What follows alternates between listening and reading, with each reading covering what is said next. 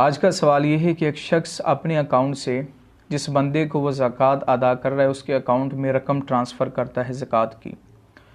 तो बाज़ औक़ात एक अकाउंट से दूसरे अकाउंट में रकम ट्रांसफ़र करने पे कुछ चार्जेस, कुछ पैसों की कटौती हो जाती है। तो सवाल यहाँ पे ये पैदा होता है कि जो रकम टोटल सेंड की है, जो ट्रांसफ़र की है, वो तमाम ज़कात में शुमार होगी या फिर वो रकम ज़कात में शुमार होगी जो कटौती के बाद उस शख्स के अकाउंट में पहुंची है। शरीयत इस्लामिया इस हवाले से क्या फरमाती है?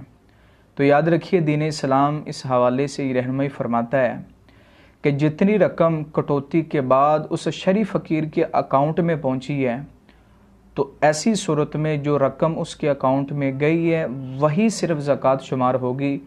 जो इससे हट के चार्जेस, जो पैसों की कटौती हुई है, शरीयत इस्लामी उसका एतबार नहीं फरमाती, बल्कि शरीयत